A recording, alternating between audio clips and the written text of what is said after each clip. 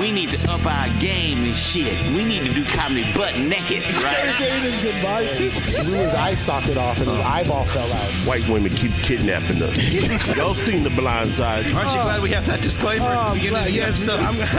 It's going to come in handy for this episode.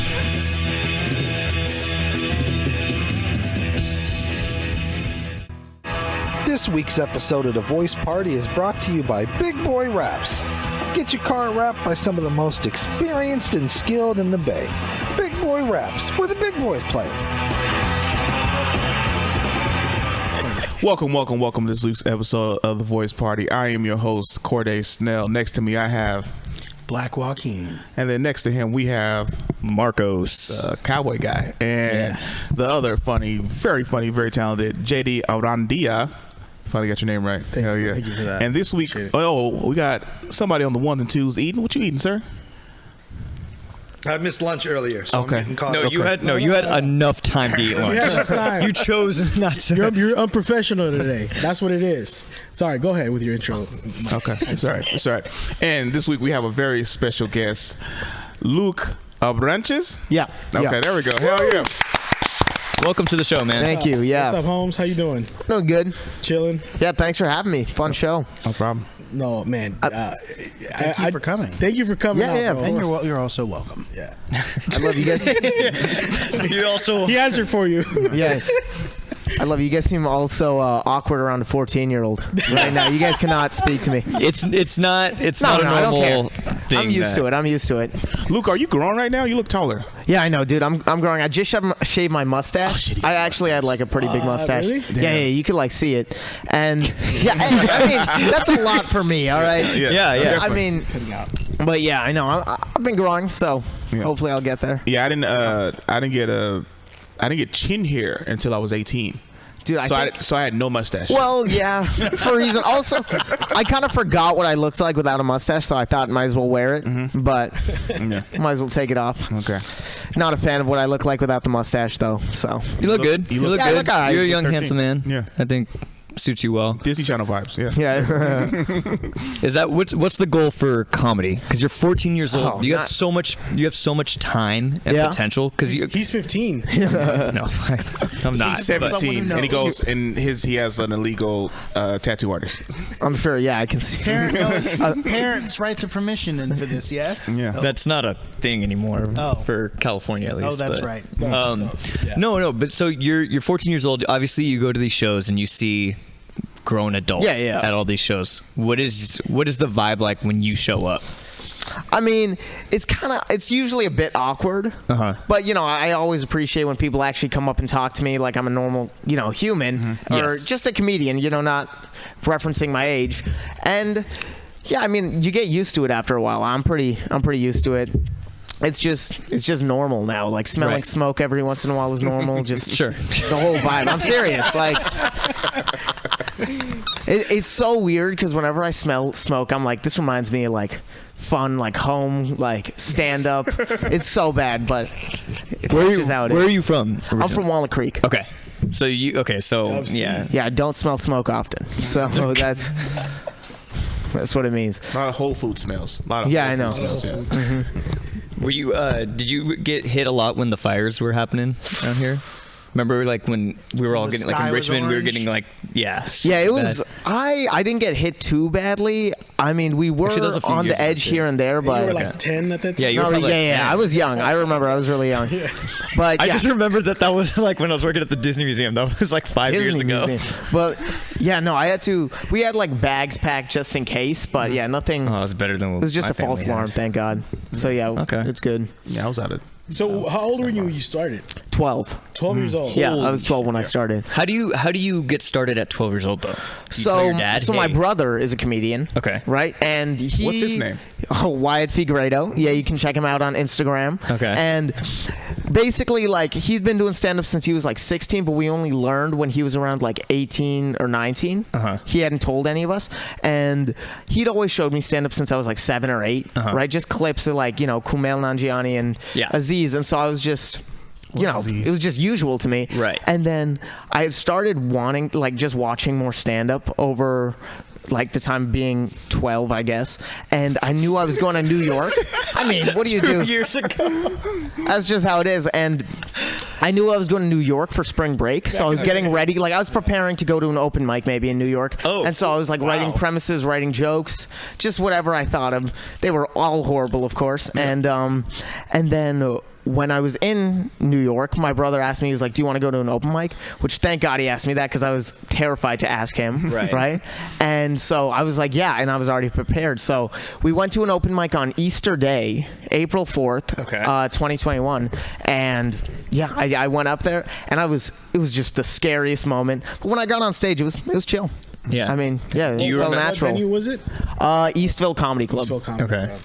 Did you do good, or was it? Yeah, I did good. I actually, Okay. and I didn't really want to get laughs just because I was 12, because, shock value and all that. Sure. Yeah. And I was happy because I got some here and there, but I did overall pretty good for my That's first crazy time. that you're thinking about that at 12, though. Like, Yeah. Like you're conceptualizing and conscious about that. So the thing is, what I realized after I started stand-up is I feel like not many people are, like, conscious, like humans. When we're our age, that's a hard thing to say.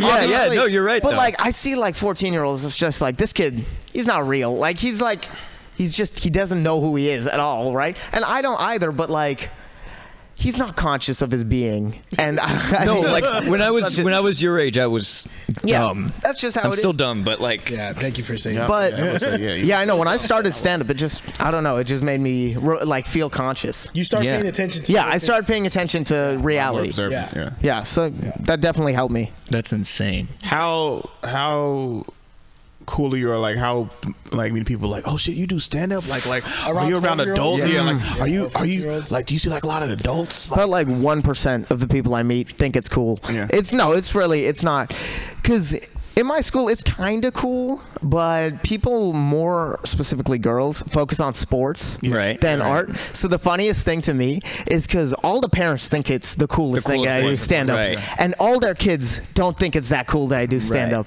So like, Sign my shirt, Luke. yeah, I know. So like, my crush's mom thinks I'm cooler than my crush does. You know what I'm saying?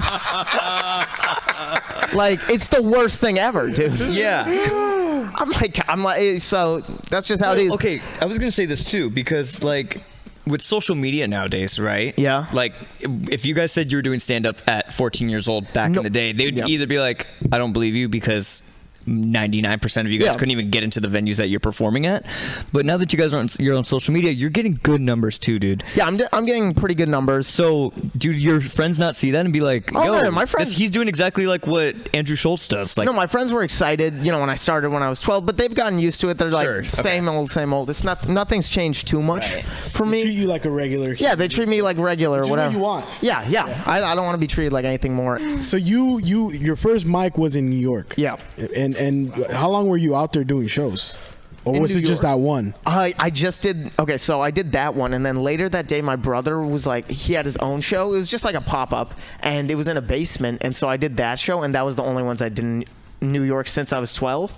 But I recently went back there like in April, and I was just doing a ton of shows, since I had nepotism from my brother, and so I got a good amount of shows I was able to do. Another spring break trip.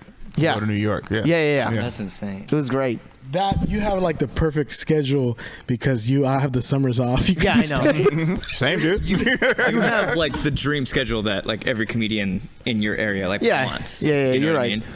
Do you see yourself being young, starting this so young as an advantage over the other comedians that you're playing with? Of course it's an advantage. I have way more. I'm able to develop over more years and have more time, and I think it is an advantage.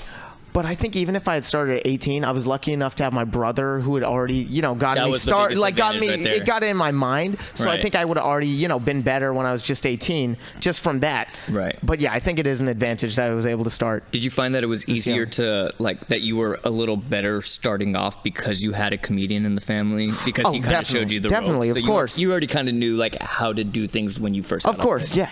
Even like just the he's just able to show me, you know, where the mics are in San Francisco. He added me to Bacon, which was really helpful. And yeah, it just got me started. He showed me, you know, Mutiny Radio, which helped me get started, and yeah, it really helped me. What's something that's, because I can't imagine starting comedy at 12, you know? Yeah. What's something that that has changed in you, or you've noticed about adults since you started stand-up? That's changed in me, or that I've noticed about adults?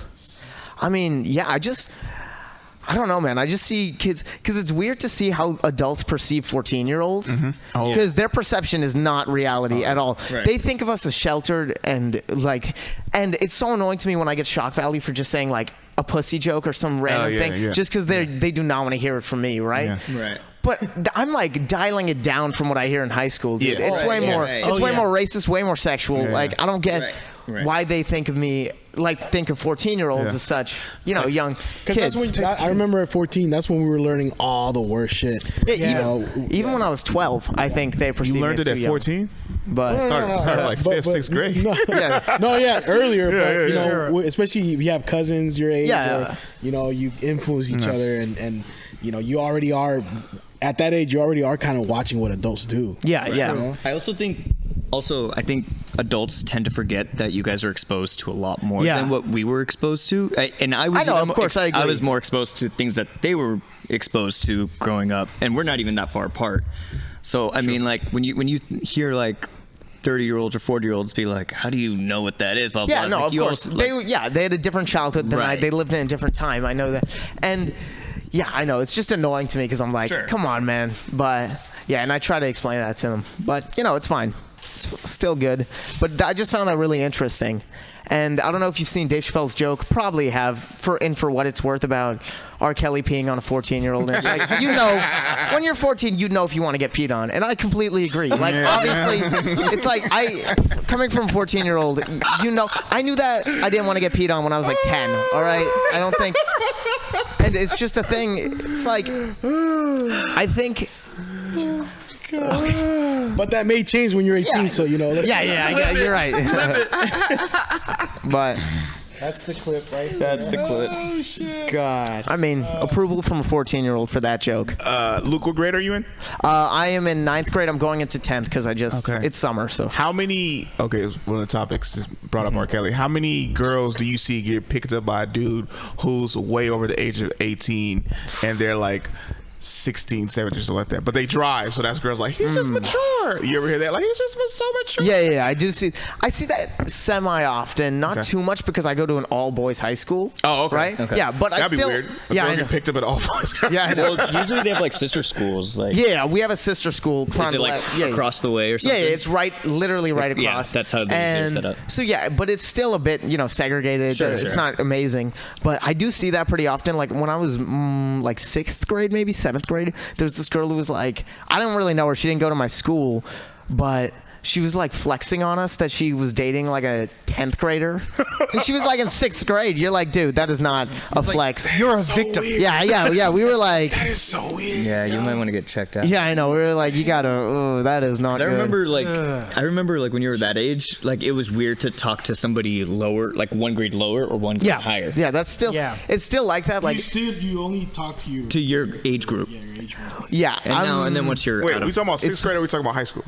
Both. I mean, you really don't talk to anyone above or lower than you. Just high school, it changes nowadays. Now, like, I mean, obviously, a 12th grader talking to a 10th grader, that's like kind of all right. That's still a bit sketch, but yeah, it's usually like 1 year apart is fine. Yeah, but when someone's in 9th grade and the other person's in 8th grade, it's like you're a pedophile. You know what I mean? Definitely. Like, it's just because. Like, you talking to a middle schooler? What the hell is wrong with you? Right. The maturity like it was like the first day of high school. You're talking to a middle school. Yeah, but she'll be here next year. Like, dude, you are weird. Dude. Yeah, you are. Just, but that's how it is. Yeah. So, yeah, it's interesting.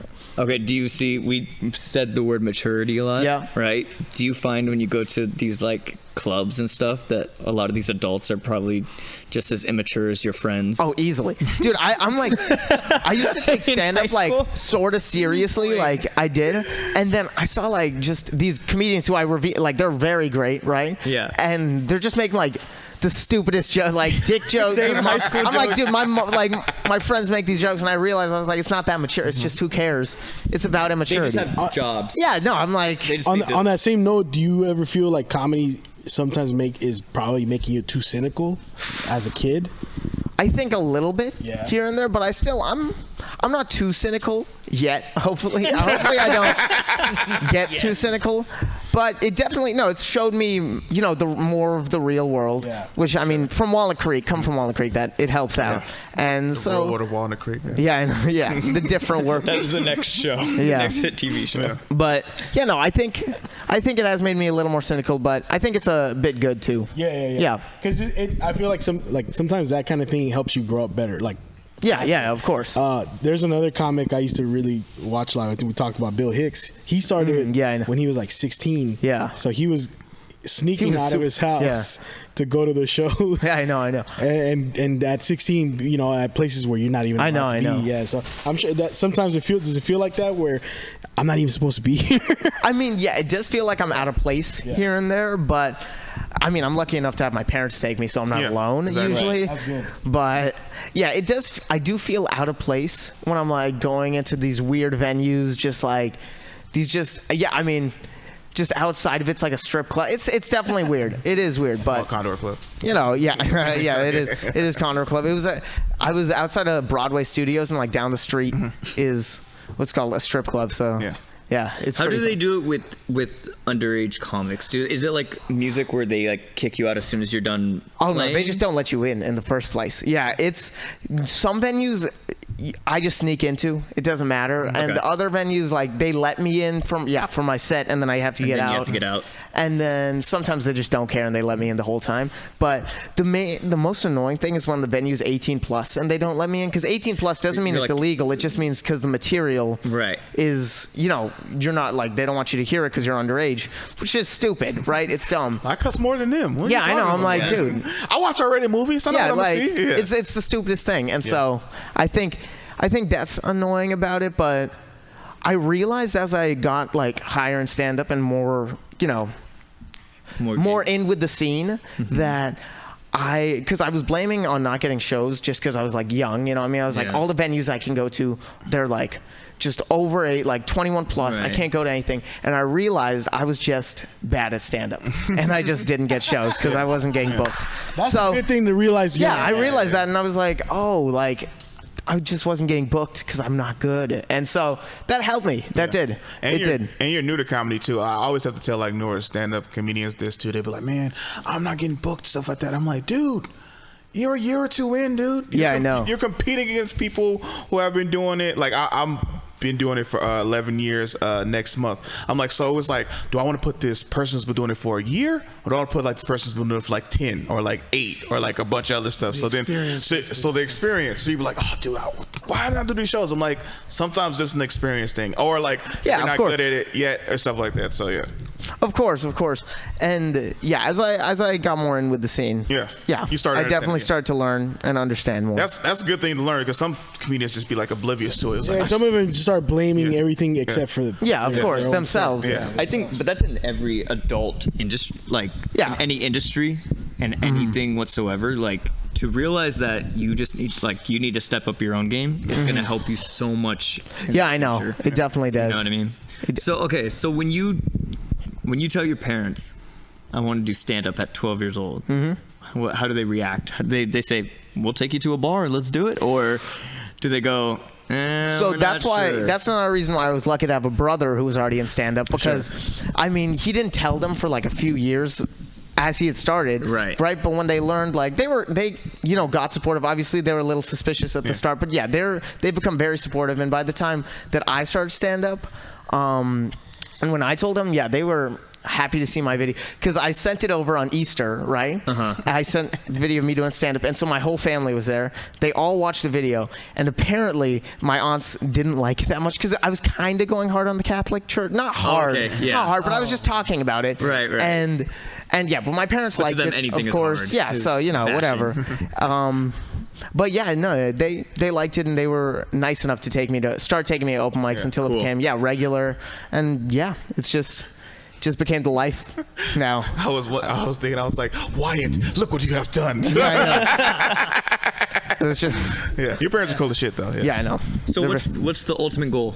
Ultimate goal. So yeah, people are like Disney Channel. Of course, that's not at all an ultimate goal because I feel like no one. Yeah, I don't think you could become like. I want to be revered with respect more than anything because it's like are you saying if Joey Bragg becomes the GOAT of like Dave Chappelle, you're like, but he started off at Disney Channel. Like there's videos of him looking in a mirror. But I mean, Joey started out at Nickelodeon. He was in all that. You're right. I do see that, but I feel like nowadays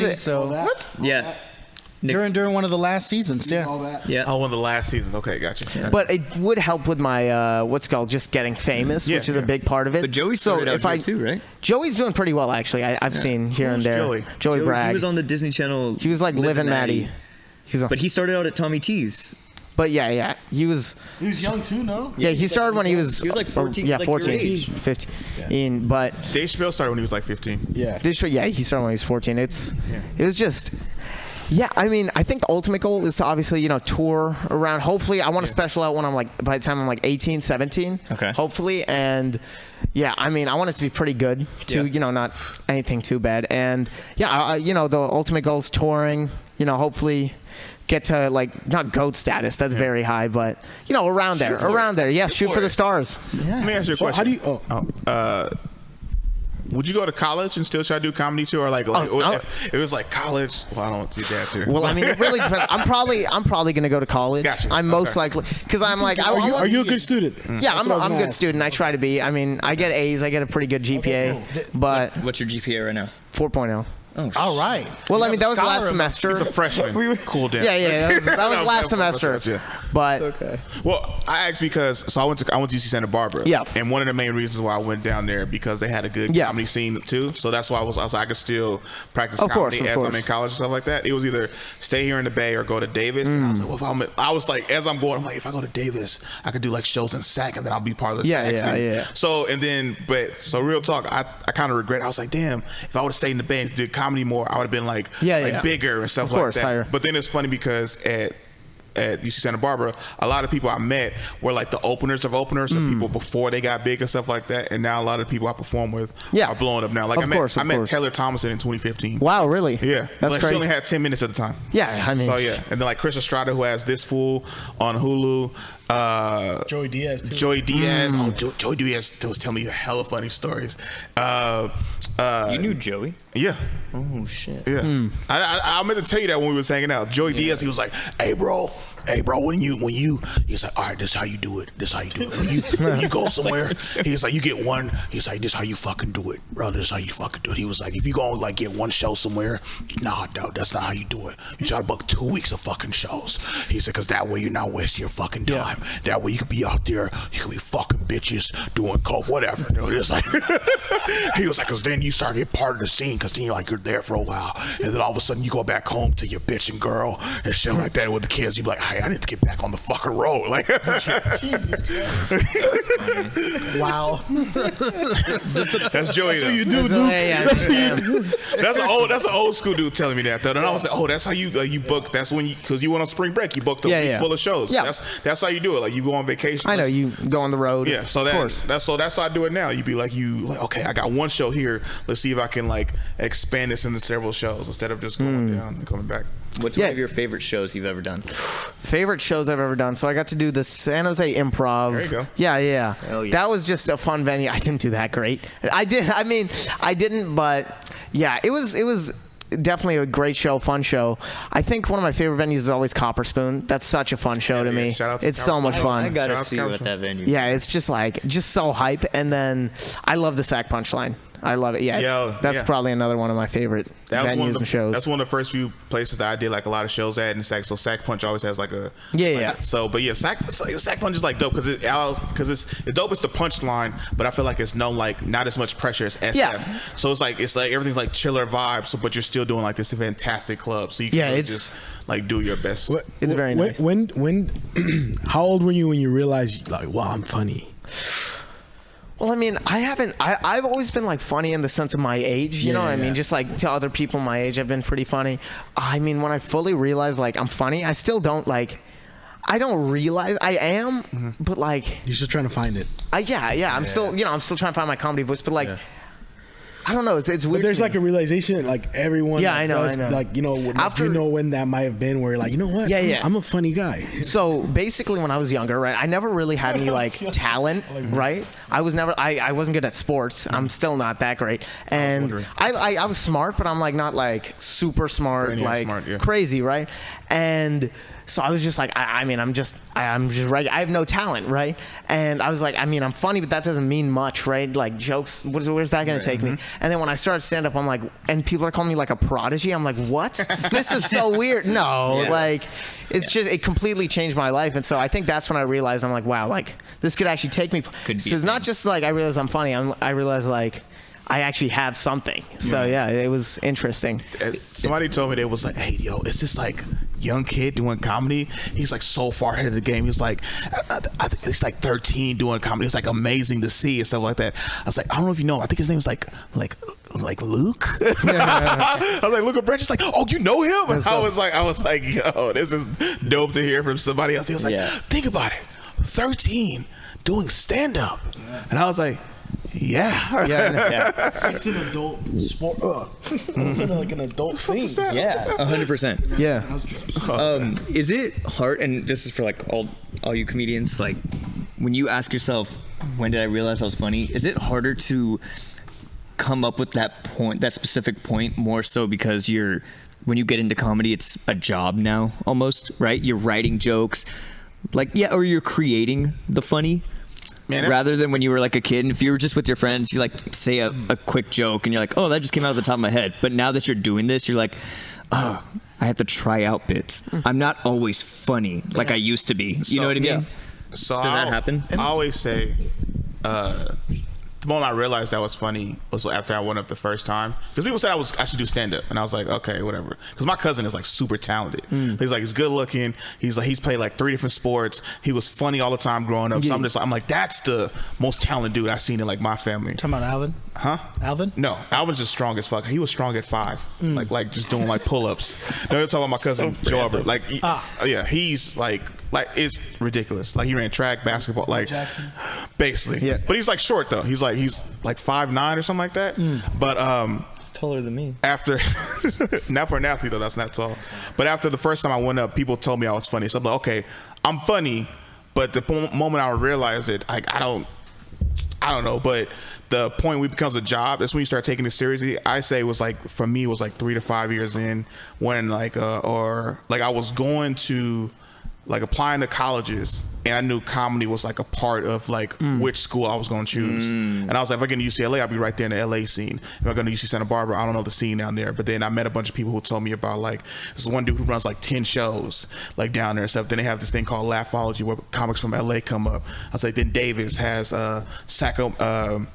It's right next to SAC. Then like UC Berkeley, and I was like, I kind of don't want to get into UC Berkeley. Like I did want to get into UC Berkeley, but I didn't want to get into UC Berkeley because I'm just like, I'm not going nowhere. I'll just be like right here in the same area. And then I was like, I could be easily distracted. And I was like, I might have to live home with my family, and then they'll be distracting me and stuff. So I went to Santa Barbara, and then that was like, it wasn't more of a job per se, but it was like thinking long term, because I feel like sometimes you meet comedians, like Luke, you probably meet comedians, and they're like this is cool. Like I talked to this girl recently. They're the hobbyists. They was like, I know comedy is gonna get me that far, and I kind of just like look at them differently the moment they of course. There's some too that are in it for like the social part of it. You meet a lot of those. They fall off within like the first 2 years. I always say like Johan say you gotta let those bleed out. No, definitely, because you see them. I always say like the 2 to 4 year mark is usually when people leave, because they'll be like, oh, I'm doing comedy, then I leave. I'll do comedy, then I leave. And then there's just people like, well, I'm only doing this because, I was like, I'm not going to go anywhere with this. And then you see them drop off, or they try to come back, and then you're like, you're still doing it? I'm like, still doing it, yo. Like, I was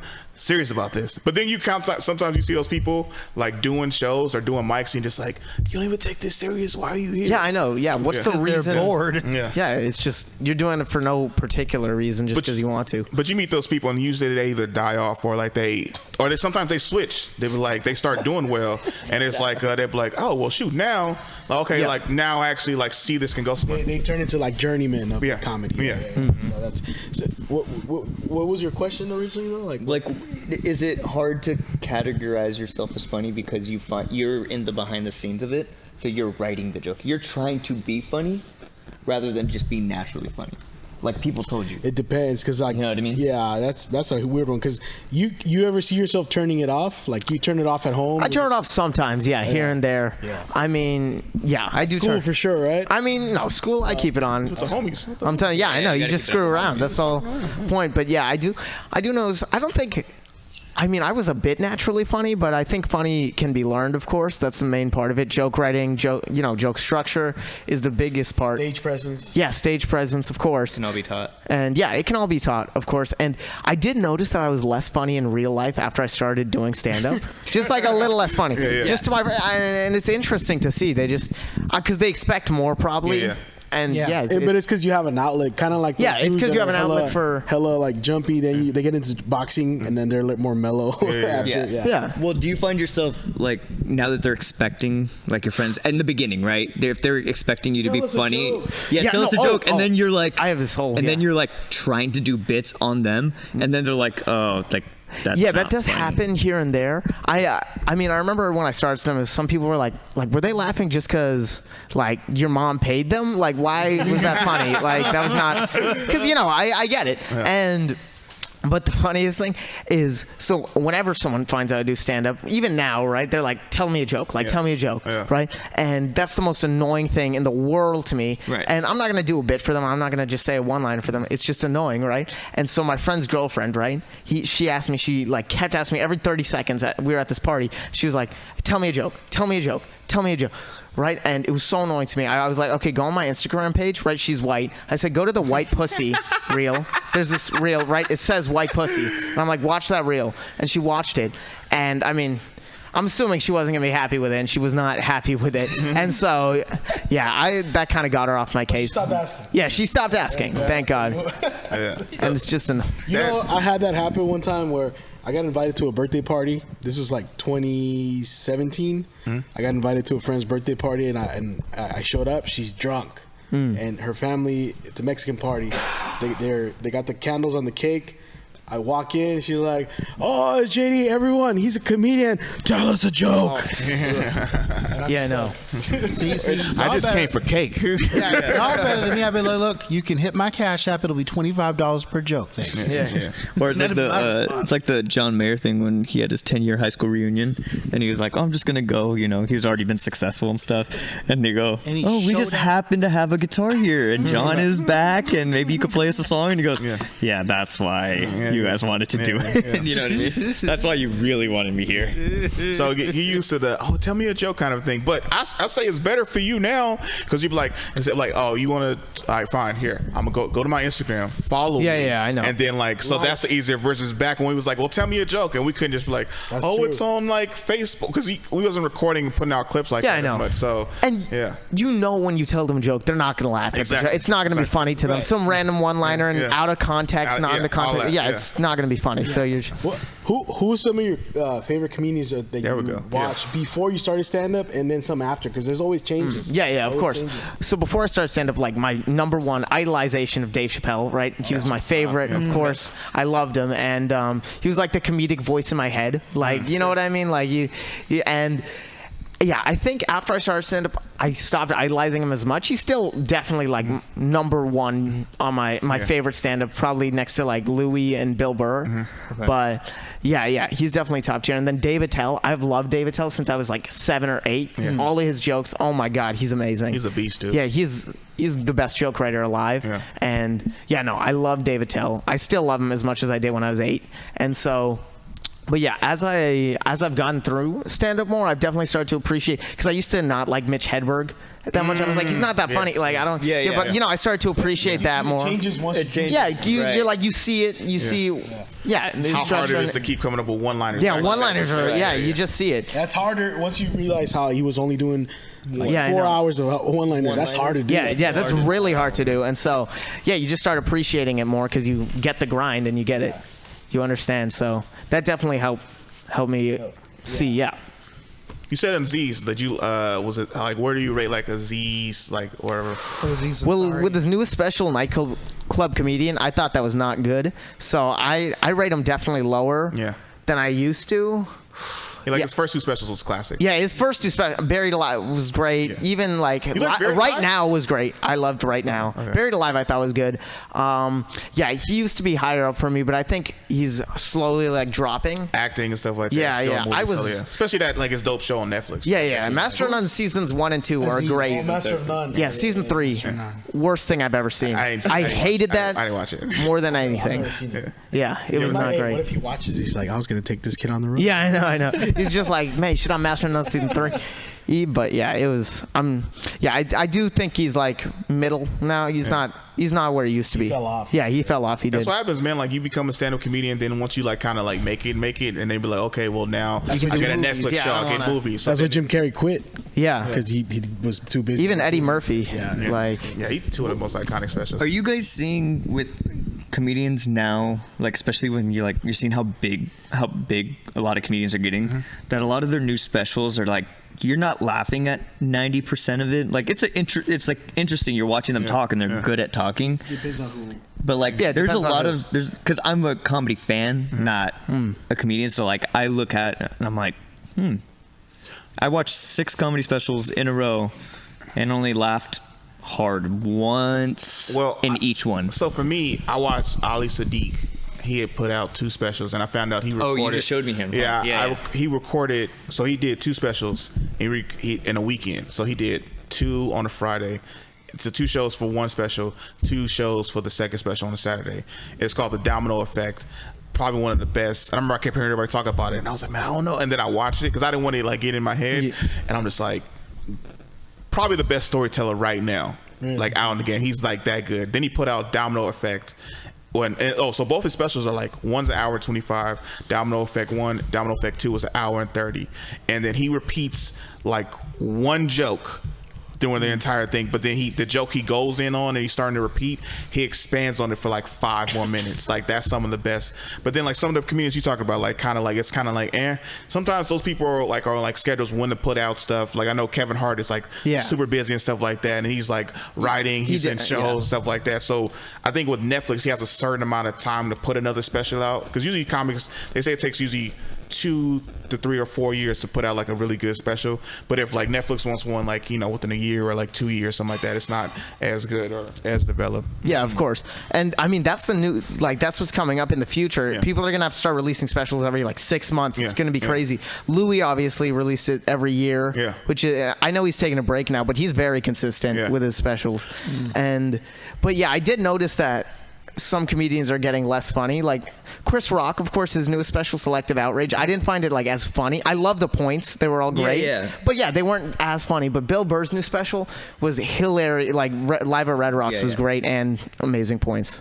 So I think it just varies. Yeah, that's the truth, because like I'll go and rewatch for what it's worth. Yeah, and I'll I know. I mean, and there's some stuff now that I'm watching and it's like, oh, I'll say, oh, that's funny. Yeah, but I don't laugh. Yeah, that's a good joke. That's never. Yeah, that's. Or if you rewatch stuff, but it's not good to watch a new special. Be like, oh, that was good. That was good. Like, yeah. But like, so I thought Chris Rock was funny. I saw him live too, so I forgot like most of the material. The same jokes he did for that. Yeah, the same jokes, except there was one. There's always one joke that the comedian leaves out. He had this one. About like this chick named Candace. He's like because he's like dating somebody. He's like, but usually when you trying to date, you try to stick with your girl, it's always some slutty chick, like so like who's like hella doing like all this kind of stuff. He was like, and then she got named like Candace, and he's like walking up to me, he's like, have you seen Candace? But it's like it's one that they kept out. But yeah, I thought it was dope. But then his last special, Tambourine, was super dope to me too, but it was distracting because the t-shirt thing. The t-shirt, because Chris Rock is always in like suits. Yeah, I know. He always has his hair like super cut. Like I remember Kill the Messenger when he did it in 4 different places, but he was like leather jacket or a suit, and he was performing in the t-shirt, and like his hair was like this new style. I was like, no, it's just fucked up. And I was just like, crazy. I was like, who is this? Yeah, I know. Yeah, I was like, you in suits? Yeah, all time, or like a leather minimalist jacket. look. I was like, have you been hanging out with Louis? Because I remember one time Louis did a special, and I swear to God, he had a stain on his shirt on his. He does. He always has like sweat shit. So like I'm just like, Chris. Yeah. what are you doing? Because I was like, where's the leather jacket? Yeah. Where's the suit? So it was hella distracting. I had to watch it I had to rewatch it 2 or 3 times to like get out of like the ambiance of him not being like clean cut suit to like appreciate it. And then I was like, oh, this shit is hilarious. Yeah, yeah, of course.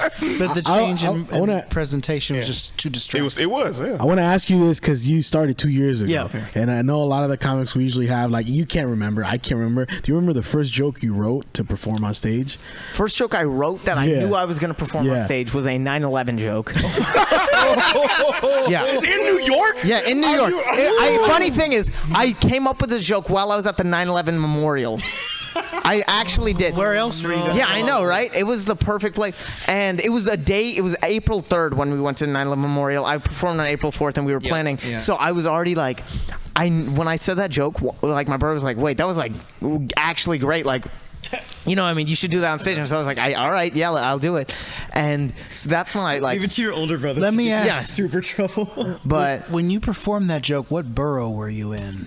What do you mean? Like, you know, you got the Bronx, you got Harlem. Oh, I mean, I'm not sure where Eastville is.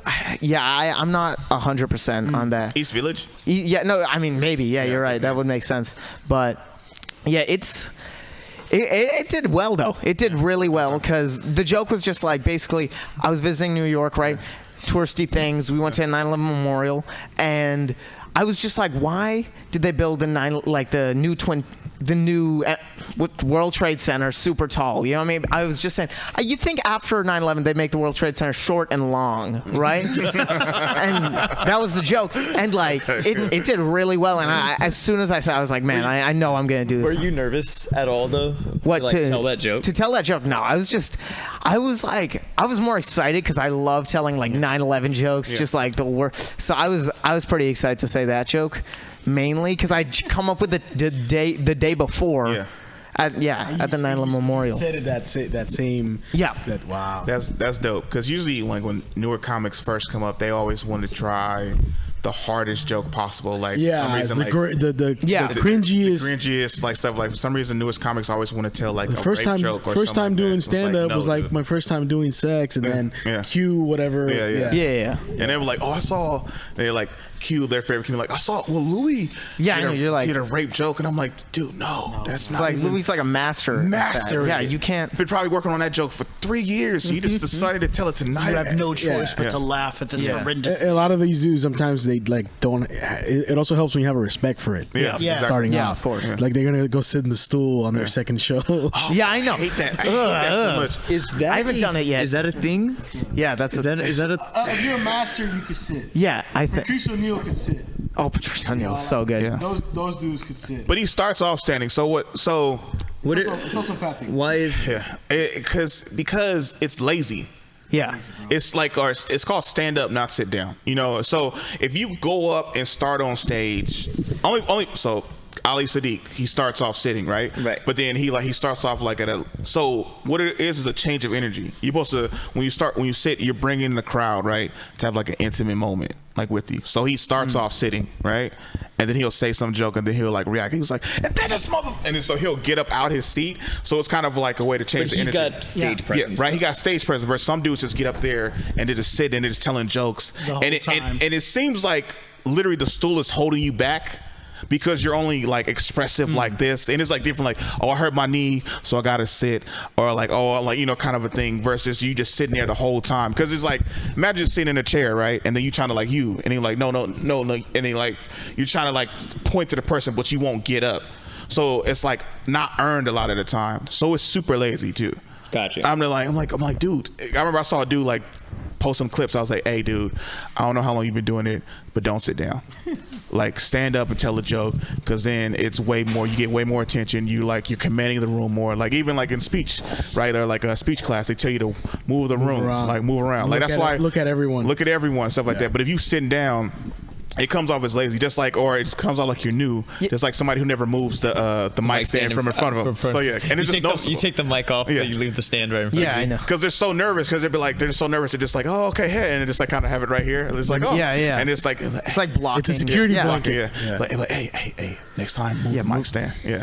It's funny. The first time I ever started stand up, it was a barrel up mic, which means just random, right? Random. Right. And so basically my brother went up before me and he was like, hey Luke, like, just so you know, you move the mic stand to the side. And so I did that when I went up, and I got a like applause break just because Wyatt brought up, and so I was like, that's funny. It was just but you definitely do. Is there anything that you have done like in comedy that everyone, like, you'd get off stage and people are like, hey, no, like a sitting on the stool or something like that, like that, like other comedians have told me not to do? Yeah, like hey man, like has a comic been mean to you? Oh well, I mean, I'm sure you've had mean. Oh yeah, I've had so basically like a month into stand up, I was just at an open mic, like it was late at night, probably like 9 o'clock, right? Maybe like, okay, not late at night, but I mean it was late to be in San Francisco. Sure, I live in Walnut Creek, so I knew it was that's hour drive back. Bro, we're in bed by 9, dude. Yeah, and I was I'll be out of. I was like 12, so I was like already like, it was pretty late because it was dark outside, and so the street lights came on, so I had to be home. That's why, because he's like, it was late. It was like 9, and I'm like, that's not late. But then I'm like, to hear it from like a younger person, where it's like us, is like, yo, it was kind of late. It's 9. So, but continue. Yeah. But and so basically, this comedian, when he was on stage, he went up before me, right, just doing like 5 minutes, whatever. He was calling me a snowflake while he was on stage for no reason. Yeah, for no reason. What? And so when I went up, I don't think he was expecting me to go up, right? So when I went up, I didn't like come at him or anything. I was 1 month in, you know, I mean, I was still nervous. And then like he was calling me a snowflake while I was on stage and he was off stage.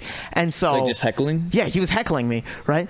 And so like I don't remember what I said, but I remember I handled it like really well, and he kept like getting madder and madder at me, and people were like holding my brother back because he thought my brother was gonna fight him and stuff, but my brother did not give a shit. He wanted me to handle it, right? And it worked out pretty well though, because I handled it. Damn, the disrespect. Yeah, I know. I'm just someone's cause like.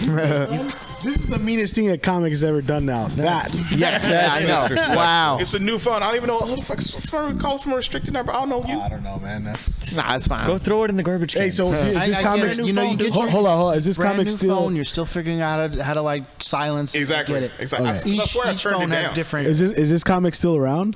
Have you worked with him since? Yeah. I've seen him around. It's pretty awkward. Damn. Oh, so you guys, there's beef?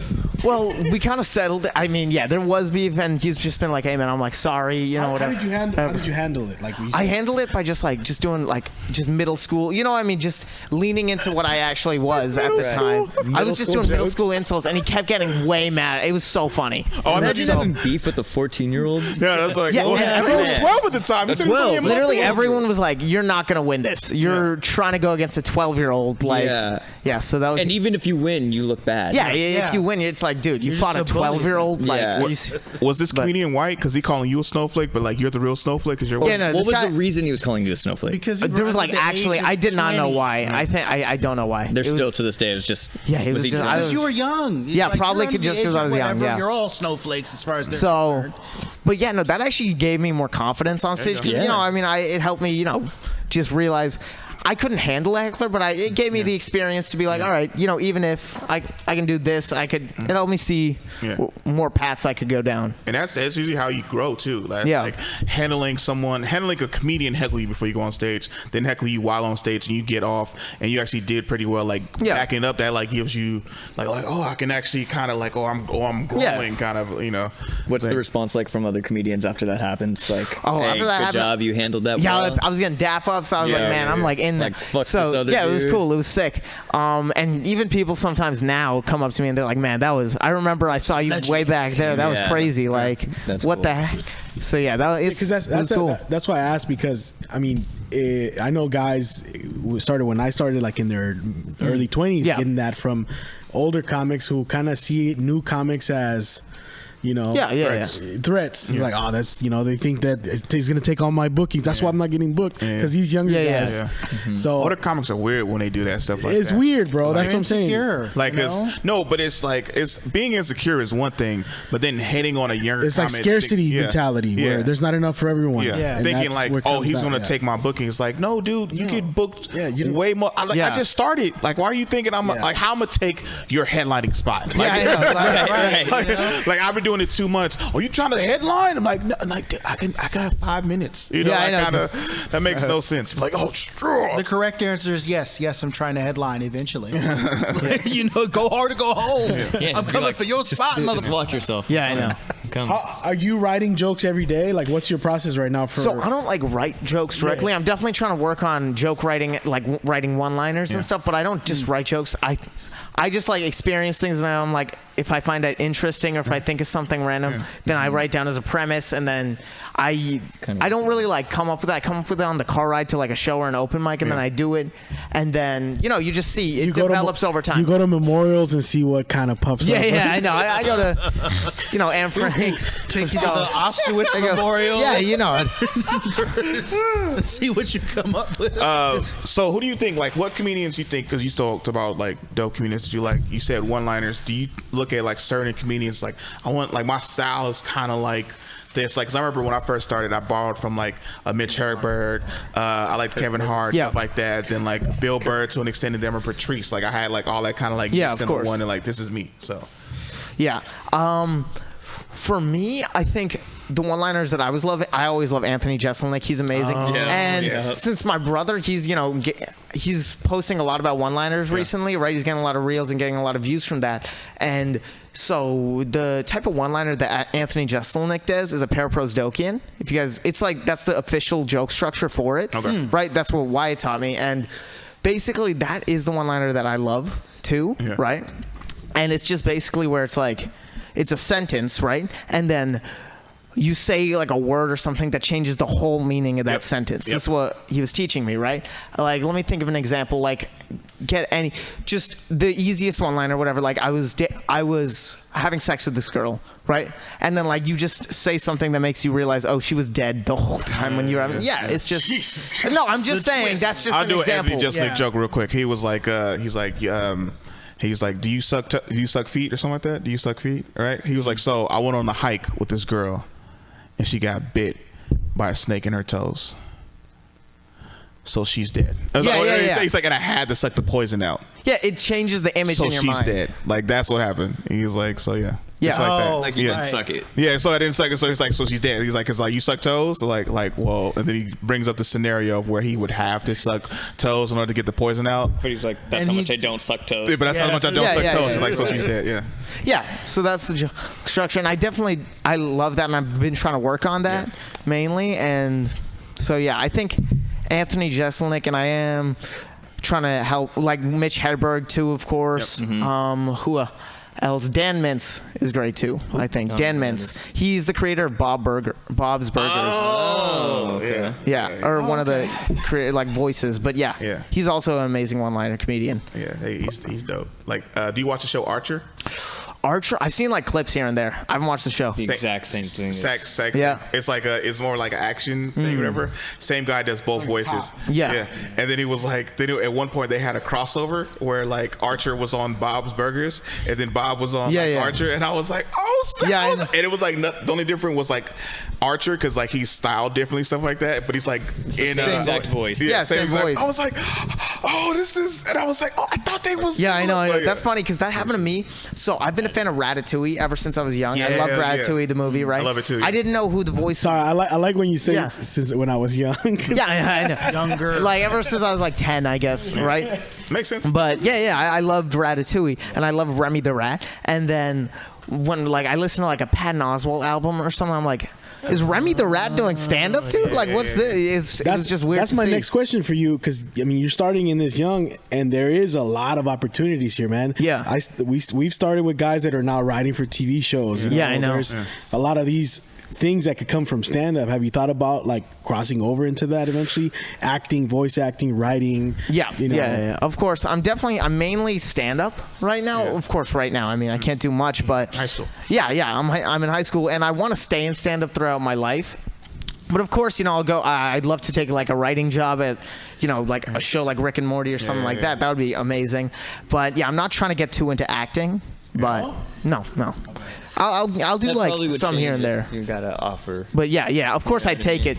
Once you see that check, yeah, I know. That's why I said Disney Channel, because I was like, you could get like. I take it for the exposure. Yeah, and I'm like stand up and stuff like that. Yeah, I'd have to. I mean, so that's why I'm like, oh, you got like, opportunity because like, oh, we saw your clips. I'm like, we want to offer you this position because like then you young can get guy headlining gigs just from that. Would you be willing to do clean comedy for like, let's say, hey, come write for a Disney Channel show? Oh, if I had to write for Disney Channel and just write clean, I think I would still do that. If they forced me to do clean stand-up, I would not. Like, I would take the job and try to, but after a while, I'd probably. I think if you were just a writer, you could totally get away with doing whatever you want as stand-up, because it's not like you're going to be in front of. Yeah, I know, of course. So. I agree. Yeah, I guess if you were like got booked on a Disney show, if I had to, kind of have to clean up your comedy. Yeah, so I'm like, that's the thing that sucks about it. Yeah, I'm like, I mean, I don't want to be on.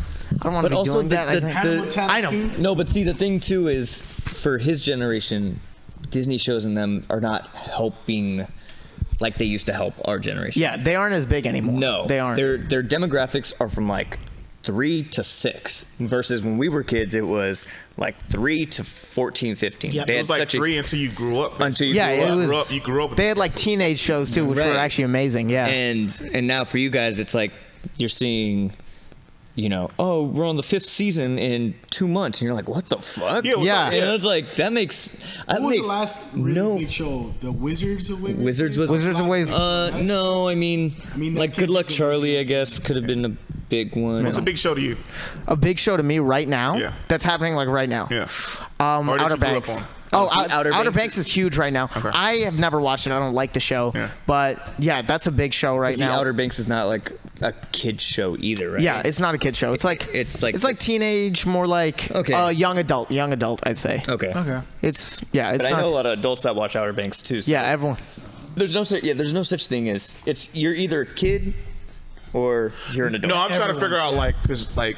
Wizard of Waverly Place, like my little brother. So he just turned 18. Yeah. And he just graduated high school. So I'm like, so every time somebody was like, oh, what? I'm like, that's my little brother watched that shit. So I'm trying to figure out, because you're 14, so you're 4 years younger than him. So I'm like, what did you watch like after him? Because I remember I started watching Disney Channel when High School Musical came out, and then that's like when the Zac Efron like that. I was like, yeah, nah. But then that was Prime Disney. Yeah, and then that was your Prime Disney. Okay, there was another. No, there was no Prime before that. There was. See, and this is why. Yeah, I want to hear. What do you think was Prime Disney? Boy Meets World. Liz McGuire. No, that was not. Technically, Boy Meets World was on ABC. Thank you very much. Okay, reruns. Okay, yeah. I was getting. No. Sorry. Yeah, it was on ABC. What's that? Even Stevens, Kim Possible. Oh, Kim Possible was great. When they was making all the dope Disney movies that air like every Friday and stuff like that. Yeah, I know what you mean, like Disney originals. Yeah, Disney originals. Great. Yeah. Dude, you know what? I'm so old. That's what reminded me. I was gonna say like you missing Darkwing Duck. And so I couldn't think of. I mean, they started interrupting me. Like Marcos, but those weren't. That wasn't. Marcos like that's not Prime Disney. That's not Prime Disney. I'm like Prime though. That was when they started getting good. It wasn't Prime because remember Disney Channel came out in what the 90s. In the 90s, yeah. Like, so late 80s, early 90s. Yeah. You didn't tell me you didn't watch Gargoyles. Gargoyles was on UPN, right? I did not. You don't remember Gargoyles? No, I've never watched Gargoyles. Dude, he's 14. No, I mean I have. Yeah, I've watched reruns now. You can watch reruns. Yeah. On Disney Plus. Yeah. I don't even think Gargoyles is on fucking Disney Plus. Yeah, Gargoyles. I've not seen that. It is. It is. I checked.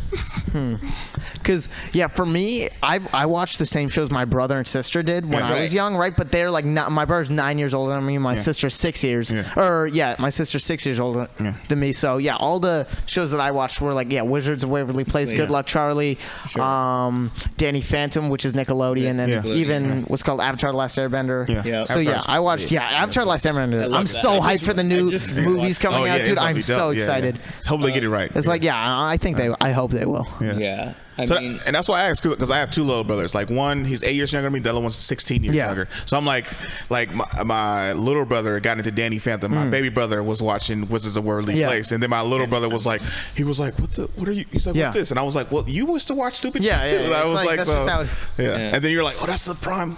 It is. It wasn't. Yeah, High School Musical was like Prime Disney. It wasn't. But okay. It wasn't. Hey, Luke. Thank you for coming out. Yeah, of course, man. Thank you for having me. I'm sorry, adults just had an argument. You're not an adult. No, you're good. You see, adults still haven't matured. Yeah, we're arguing. No. Before we go, we always ask every guest to tell us your socials where our followers can listen or watch, and just any last words. So yeah, you can follow me on @Abranches Luke on Instagram, and I have Luke Abranches Comedy on TikTok and YouTube. So I'd love for you to follow me there. And one more thing, my brother and I are doing a show in August at Stageworks Theater, August 2nd. Right, so it's not like a big theater. It's like only a few, like 80 seats probably. Yeah. Okay. But he's headlining. He's doing his new hour, and I'm featuring for him. So that'd be also just buy tickets for that. What day? But August 2nd. I'm not sure. It's probably like Friday or one of those. Okay. Yeah, but yeah. So that'd be great for you to come to. And I mean, last few words. August 2nd is a Wednesday. Wednesday. Okay, that's random, but yeah. So come August 2nd, but. Yeah, last few words. I guess I could say, 14-year-olds are older than you think, I guess. That's like a thing. That sounds like the title of this episode. Yeah, they are. Clip it. And that's R. Kelly now. Yeah. Guys, we got a 14-year-old to testify here. But yeah, and also, what I did notice, the main thing I just want to end on this is that the biggest thing in like the stand-up scene in SF is the like hierarchy it has like high school. It has the exact same basically hierarchy. It's crazy because you see this like the people at clubs, they have their friend group, right? Yeah. And if they're like one guy from their friend group hangs out with like some. Like I don't want to say open mic, but you know what I mean, like lower, newer people. Yeah. They're revered as less. Yeah. Good at not as good as stand up and not as high level, which is stupid. Yeah. But that's like the same thing with high school. You know what I mean? If you see like a kid who is he's part of a cool friend group. Yeah. He gets invited to all the parties. He's a football star, whatever. Yeah. He hangs out with like some nerds for like. It's like any other tiers in the SF comedy scene? Any other tiers you see in the SF comedy scene? I don't know. I'm not gonna say too much, but yeah. Have you guys I ever think, noticed this? Nope. No, it's exact. Because I'm going through it at the same time, so I'm seeing the exact same. It's really interesting to see though. Yeah. Do like the comics moms like you more than the comics? Yeah, exactly. Hilarious. That's hilarious. Yeah. Yeah. So I just thought that was the most interesting thing I've ever seen. That's super interesting. I never seen that before. I never saw that. And it's been like that for years. It really has. I don't think that's ever never going to change. Yeah. It's never going to change. Yeah. I've heard a different, because Wyatt's told me when he's like touring, going to like different scenes like Denver and all those different comedy scenes, that's different and that like anyone can hang out with anyone. It doesn't really matter. Yeah. But yeah, the friend groups are a big part in the SF comedy scene. But it's still, I think it's still a great scene to start out with. It's one of the best and it's a very nice scene. You're young, man. Go make friends with them. Yeah, I know. Go get in that scene. Yeah, shit. But hey, you guys want to meet my mom? She made cookies. Yeah.